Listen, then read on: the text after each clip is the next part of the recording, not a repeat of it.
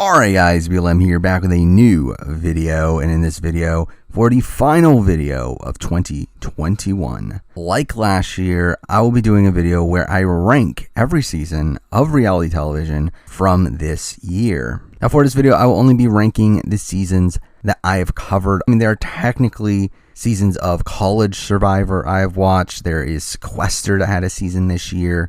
However, I decided to not include them in this video. Also, the Challenge All-Stars Season 2 is currently airing at the time of this recording, and I'm assuming it's not going to finish this year, so that one will be included in next year's ranking instead. And like last year's video, I'll end this video with a bit of a channel update, talking about videos I have planned for next year. Stay tuned for that. But with that, let's get into the ranking itself, which this year we had 15 seasons of reality television that I've covered. We had seasons of Survivor, Big Brother, of The Circle, The Challenge, and A&W. But with that, let's get started with the bottom ranked season of the bunch. My least favorite season of reality television from this year, and at number 15 on the list, is The Challenge, Spies, Lies, and Allies. And I will say that, technically, is this the worst season on the list? Probably not. There's technically a season we'll be talking about that I think is probably a worse season of television. However, I just hated my experience with Spies, Lies, and Allies. I mean, again, for me, the challenge just goes on for way too long, and with very little of intrigue going on this season. It was really a dreadful experience for me. I really had almost no fun with this season. I mean, I feel like it started off okay. Again, when there were still rookies that were willing to challenge the vets. But once the vet alliance really took over, again, the season just became boring to me. Especially with a lot of the people that were making deep runs in the season just not being that interesting of figures and not making that interesting of TV. I also feel like the season's another step towards the direction for the challenge that I'm just not a big fan of. I feel like the challenge has lost all of the charm that it originally had, with this now feeling like a very soulless product to me, and really I just did not enjoy my experience with this season. It's here at number 15. Now at number 14, we have the other season of the main series of the challenge that ended this year. We have the Challenge Double Agents. This one is higher because, one, I didn't absolutely hate my experience with it, but it still shares a lot of the same issues that Spies, Lies, and Allies had. Or again, the results of the season were pretty foreshown. The episodes are really long and unnecessarily long to where, again, they just got boring after a while. There's so many episodes, the season goes on for forever. Again, it's in this mold of the challenge taking itself too seriously. However, I do think it is better than Spies, Lies, and Allies. To me, I feel like there are at least more notable storylines here. There are more notable moments along the way. I will say that this season has a terrible cast, though, especially from the rookie side of things, where I think that's one of the pros for Spies, Lies, and Allies, that at least the rookie field there was a lot stronger. But again, for me, I did enjoy my experience watching Double Agents a bit more. But again, it's just such a long season, and it's so dull to me, especially with the show being presented in the way that it is now, which is just not in that fun of a way. So because that, I do have Challenge Double Agents here at number 14. Now number 13 is the show I was referring to earlier, where again, I think this is not the best produced show in the world. But again, I didn't hate my experience with it the entire way through. At number 13, we do have American Ninja Warrior Season 13, which does feel like a bit of an outlier here on this list. Obviously, these other shows are mostly social strategy games or games that have social strategy elements. American Ninja Warrior is not that, but it is technically reality television, and I did cover it this year, so again, we're talking about it here. Again, American Ninja Warrior to me is a show that I have a lot of nostalgia for, especially the first 4 seasons. And while I've turned from a disgruntled super fan to now kind of more of a casual fan that just so happens to make videos on it, I'm kind of at the point now where I'm willing to let go of all the things that I don't like about the show, and through that I have a much more enjoyable experience with it. Again, with the challenge, the 2 seasons from this year, it's they're so long and boring that it really became dreadful for me. While with American Ninja Warrior, I can just sit back and relax and still enjoy it, even if I have flaws with how the show is presented and how certain obstacles were designed and all this, but I still overall enjoyed my experience with it. Again, I always love Vegas, but I felt like this year in particular, I did like both stages 1 and 2. I did like that we got a bit of a surprise outcome in terms of who is the last man standing. Like, I overall think AEW 13 is a solid season of the show. Not overly great by any means, but again, one that I enjoyed watching casually and didn't feel as bloated as the 2 challenge seasons from this year. So for me, it's here at number 13. Now number 12, we're moving on to the first Circle season on the list out of the 4 Circle seasons that happened this year. But here we're starting it off with the Circle US Season 2, which I know a lot of people like. I don't know, like for me, it never really clicked with me. And I've mentioned this before, I do think part of that is due to Circle fatigue. Again, 3 of these Circle seasons aired back to back to back, with this being the last one of the bunch. And because I do feel like there is some bias there due to that, with me, especially with me covering all of those shows and having to obviously watch them, take notes, put together the review. Again, it's a lot of work. And I do feel like that probably ruined my experience with Season 2 of the US. But at the same time, I just genuinely don't find a lot of this cast that interesting. I mean, obviously you have Chloe, who is a massive character, and you have like some other like kind of notable figures. I mean, the Lisa, I guess. You have Courtney, I guess. You had the Tara Alicia Savannah feud earlier in the season that was a lot of fun, but I do feel like a lot of the season just becomes a blur and really just wasn't that notable in the grand scheme of things for me. Like, it was kind of humorous that this season was propped up to be about strategic gameplay, but then, like, in reality, there isn't that much strategic gameplay going on, particularly towards the end of the game. The one pro I will have for the season is that, again, like, at least it's a shorter runtime. There isn't as much bloat. However, I feel like through that, again, like, I didn't feel like I got to know the cast as well here, which, to be honest, I don't think is really due to the amount of episodes. I think it's probably just by the way the show was presented, as again, we'll have another US season later on. I do think it does a much better job in every facet. So again, I just did not enjoy my experience with US Season 2. It's here at number 12. Now number 11, moving on to another Circle season. Actually, the one that aired right before it, and that is the Circle UK Series 3. Now, Circle UK Series 3 is a weird one because I did overall enjoy my experience with this season. I do think in most aspects, it is better than US Season 2 by quite a bit. However, I think the one thing that knocks it down a bit is its runtime. Again, this is a much longer season than the US, which is hit or miss. I mean, it's obviously better in the sense that there is more time to get to know these characters. And you do know these characters very well by the end of the season. I mean, Manrika, Andy, Saeed are all like super notable figures from the season that all make it to the end there. You have some really notable storylines along the way. Again, Manrika being like this massive villain for the show. You have her showmance with Felix. You have the feud with Gemma. You have her feud with Andy. And like that stuff's like really interesting. However, again, like a lot of it revolves around Manrika. And she is a great character, which does boon the season. But I did feel like when watching the season, it did feel like it got a bit long. Then I also feel like there are a decent amount of duds on this cast as well.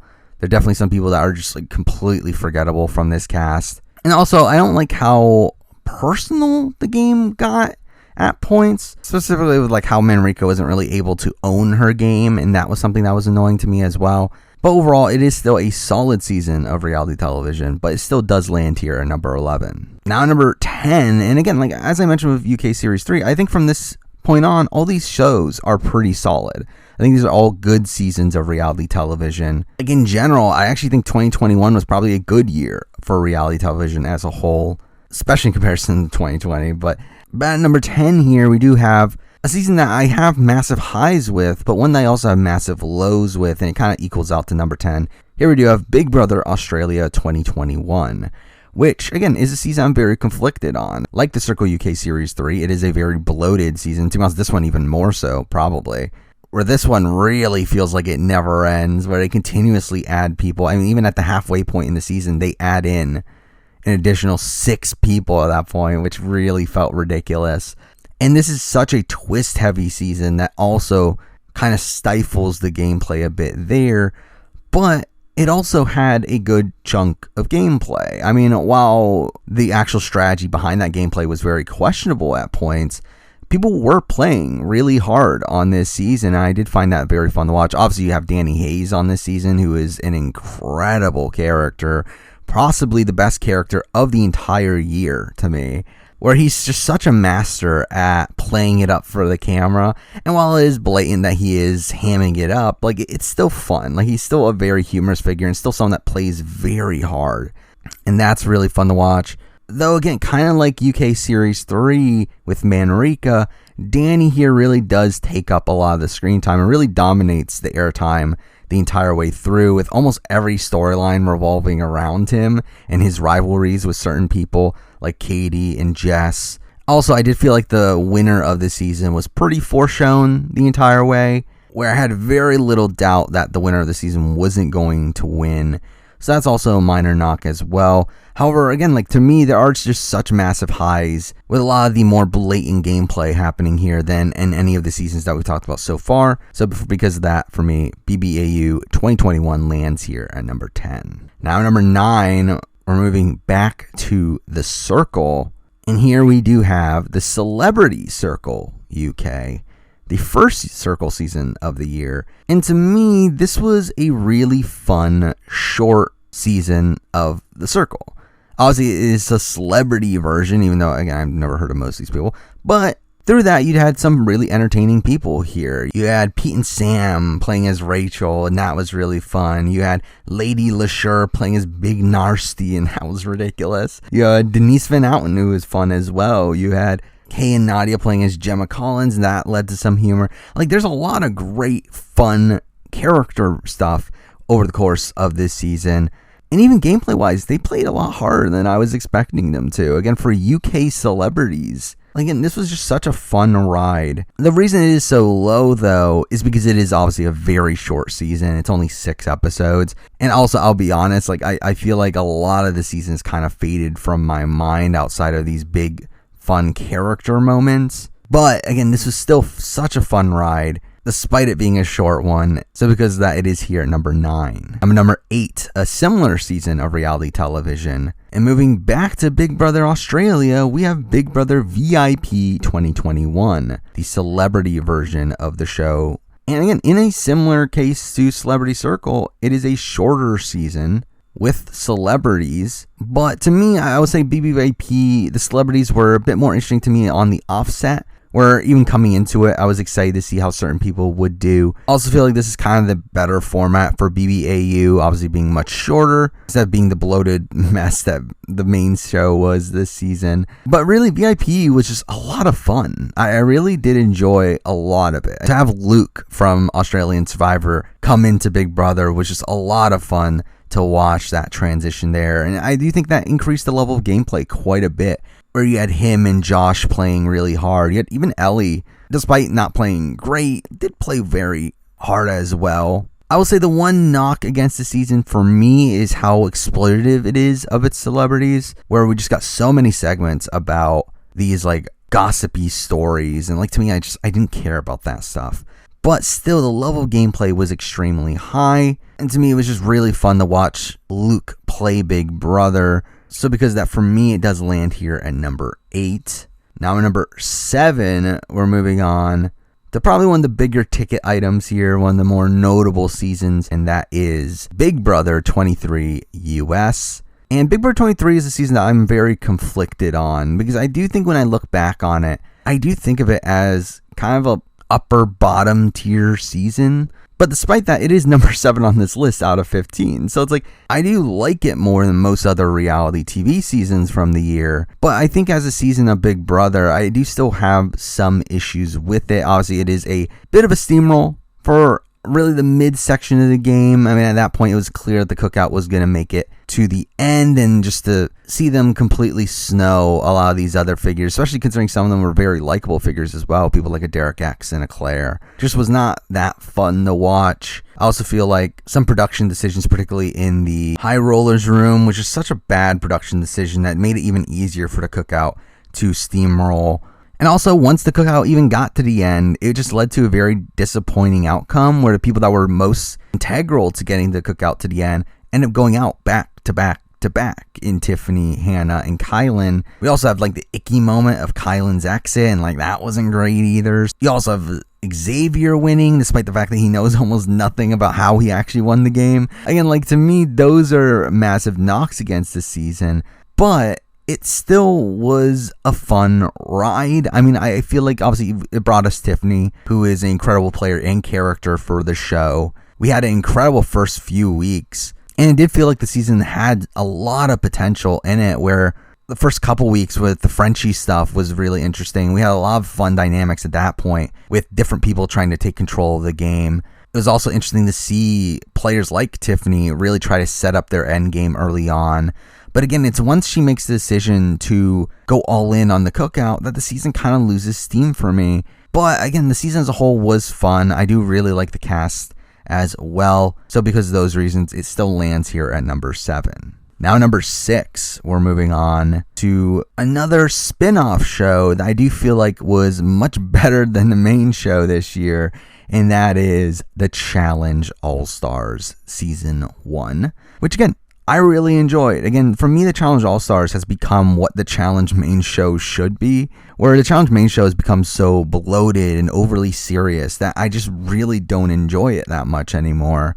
While The Challenge All-Stars is a lot more lighthearted, and it is a better overall format, shorter season, short episodes. Again, I actually think it's too short. I think it would be better if it was expanded by probably like 3 episodes, and episode length was probably like 10 more minutes each, but it's still a much better format than the main show at this point. It was also cool to see a lot of these really notable figures back for the first time in a while, and while some of them did disappoint, I still found the road here very entertaining. I will say that again, there's a lack of actual gameplay on this season that is kind of underwhelming, where a lot of these people didn't seem to be playing that hard. But again, for me, it was just a fun ride. I really enjoyed watching the season, and with it being short, it also didn't feel like a drag by the end of it. I do just wish there was a bit more gameplay and drama that would make it land a bit higher. But as of right now, Challenge All-Stars Season 1 lands here at number 6. Now number 5, we're moving on to the top non-Survivor or Big Brother season on the list. And here we do have The Circle US Season 3, which again is a season that I really enjoyed. I mean, to me, this fixed most of my issues with the previous season of The Circle. I thought this had a much more interesting cast to me. I think it had a lot more interesting gameplay, particularly with like two sides kind of duking it out and the band really getting the upper hand in most situations. I think it brought us one of the best players of The Circle in history of the show in Nick, who I think plays an incredible game here, despite the fact that he doesn't win. It also brought us some really notable characters like Kay and James and Daniel, and I just overall really did enjoy almost everything about this season. I mean, to me, this was a near perfect season of The Circle, and easily the best season of The Circle US up until this point. The one thing that is harming it, and the fact that why it's not higher on the list, is because at the end of the day, it is just The Circle. It is still not a hyper strategic game to where like these other shows, again, I do enjoy more so due to how blatant of a social strategy game those are. But here with The Circle, again, this is pretty much as high as it can get on a year like this. So it is here at number 5. Now number 4, and I will say number 3 and number 4 were very difficult for me, where I feel like they're in the same ballpark of seasons and have very similar issues. But at number 4, I did decide to go with Australian Survivor Brains versus Brawn. First Survivor season we're talking about. And for me, Australian Survivor here has the same issues as the next season we'll be talking about, which is a lot of dumb production decisions and a lot of dumb twists. However, I will say that this season probably has some bigger moments for me. Again, the merge vote is really incredible here. The Gerald boot is really great. The Big D vote is hilarious. Overall, the way that the game plays out is a lot more interesting here to me. We get two of the biggest characters and players of the year in Haley and George being the final two. One of the best final twos in the history of any social strategy show. What's even more incredible about it is that it doesn't end up happening through a steamroll, which I feel like is the case with most of these other situations where we get two of the better players at the end. So again, like Australian Survivor Brains vs. Brawn here has some massive highs. The reason it's still lower than the next season we'll be talking about is because of its length. Again, this is a much longer season of reality television, being 24 episodes, much longer episode length, which really bloats out the season to me. Again, to me, it's just a season that really drags on. And through a lot of the production twists that were also there that I didn't particularly care for, it's really just a season filled with twists that I did not enjoy, and a lot of them that just prolong the season. And also with this cast really only having two good players on it, where almost everyone else didn't know what they were doing. It'd also make the gameplay of the season a bit annoying to watch as well. I think there's an argument for this being one spot higher, but for me, I did leave it here at number 4. Now, number 3, we do have the most recent season of Survivor. We do have Survivor 41.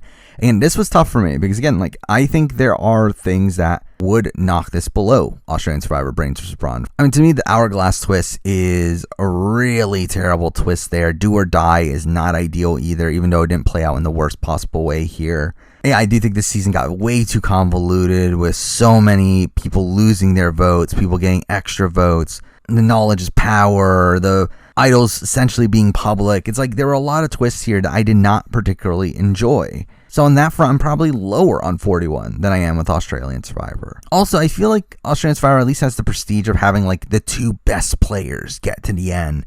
2 all-time great players. Well, Survivor 41 simply doesn't have that. It really was a mess of a season. From an Edgic standpoint, that does make it a lot more interesting. Again, I do think that made it a more interesting road the entire time where it wasn't 100% who was winning. Unlike Australian Survivor, where it was very blatant who was winning that season from very early on. But on Survivor 41 here, again, there was a lot more intrigue in who was winning, and that is something I do respect from it as well. But really, the main reason it is higher than Australian Survivor is, again, because it's a shorter season, and it's not as bloated as Australian Survivor. Again, as much as I don't think certain episodes were that interesting on 41, at least it was still a relatively fast-paced season. It didn't feel like many segments on the show were outright filler. It felt like every scene had some sort of purpose. It also has the Shan boot, which was one of the best episodes possibly in the history of the show, and then you also have the Sydney boot, which was really fun. But it is a mostly baseline experience that has some pros, like the editing choices, the casting, but also has some massive cons, like the addition of a bevy of twists that does make it a bit more hazy of where it should land, but I did decide to land it here at number 3. Now at number 2, we're at the top season of Survivor for me, and that is Survivor South Africa Immunity Island. Which, yeah, again, Survivor SA, I think brought us the best season of the year. I think this is another one like Survivor 41 that was very unpredictable for the majority of it, where I really did not expect the winner of this season and was pleasantly surprised from a TV aspect, at least, that was the case, not necessarily from a gameplay perspective. I really just in general really like how Survivor SA produces its shows, where something I kind of realized after this season is that SA doesn't really try to force a winner's edit.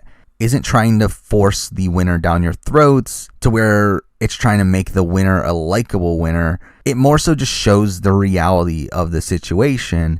And if there are opportunities to give the winner some content here and there, then they'll do it. But it's not really a show that is overly produced to me. It just feels more so like the natural results of the season being shown to us. I also feel like this was easily the least twist heavy season of the year. Again, 41 and Australian Survivor were extremely twist heavy. SA here really only had Tied Destinies as a major twist in the game. And while that was bad, I really don't like Tied Destinies. It's not really a twist to knock the entire season for. But the season does, again, have some pretty incredible moments throughout. I mean, I think that premiere was very, very strong. You got the Merge Tribal, which is extremely strong as well. You got a lot of the Chappie storyline in the end game that really made these sections of the show that should have been really boring really interesting because of how great of a character Chappie's is. You also had some strong gameplay, particularly from people like a Tyson and a Kieran and a Rainier. I really do feel like this is a very strong season of Survivor here, with it easily being the most consistent of the Survivor seasons. It probably isn't the most flashy of the 3. I actually think it's probably the least flashy of the 3 in the sense that I think the other 2 probably have grander overall moments on their season than this one. But to me, this is just the season that I got the most overall enjoyment from, so it's here at number 2. Now number 1, and who would have guessed that number 1 would have been one of the first seasons of reality television from the year, from a show that I didn't expect to give us the number 1 season of the year. But at number 1, we do have Big Brother Canada Season 9, which is an incredible season of Big Brother Canada. I mean, to me, this is one of the best seasons of Big Brother Canada. It's one of the best seasons of Big Brother in general. I think this is a borderline top 5 season of Big Brother, including US. So again, like BB Can 9 is a very, very strong season, a really incredible cast, a cast that really came there to play.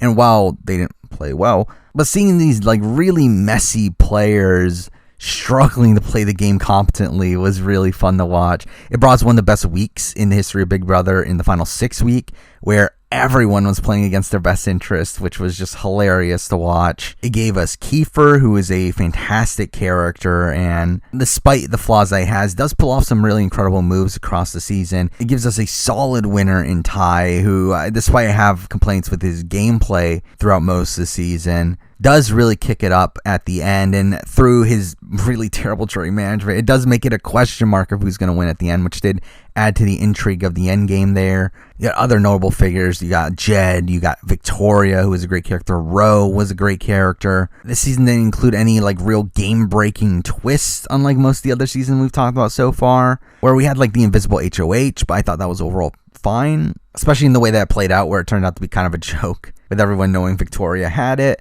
You had some great gameplay moments throughout the season, like the Latoya blindside, Kiefer surviving the back door. You got the Jed blindside. You had a lot of great feeds on this season, particularly from the Sauce never being able to make a decision in the game and them constantly flipping back and forth, and that was hilarious. Like, again, to me, like I really did enjoy my experience with BB Can 9, one of the best seasons of Big Brother I've ever seen. And it does end up being the top season from the year of 2021. But there we go. I mean, that is my ranking of every season of reality television that I've covered from the year of 2021. Now, as I mentioned before, we will be doing a bit of a channel update. I mean, I'll be honest, I don't really have that much to update on, considering that, like, not much is changing. Like, I'm doing the same thing. I mean, I'm going to continue to do the same sort of videos that I have been doing. I'm not really planning on changing too much here, but I can announce a few videos here that will be coming very soon. Now, really, most of these announcements I'm about to give, like, you would already know if you followed me on Twitch at twitch.tv/TheMeranianReview, where, again, it's just me playing games and talking to the chat, obviously talking about the current events of reality television and video games, and I also talk a lot about future videos and that sort of stuff. So, again, if you want to follow me there, there's obviously a link in the description. But again, some of the bigger videos for next year that I already have planned. I mean, I will be starting the year off with a bigger ranking video like I did this year, where this year, the first video of the year was my final juror ranking. Next year, it won't be the first video of the year, but very early on, I do plan on doing a Survivor Merge Boot ranking every Merge Boot in the history of Survivor US, so stay tuned for that.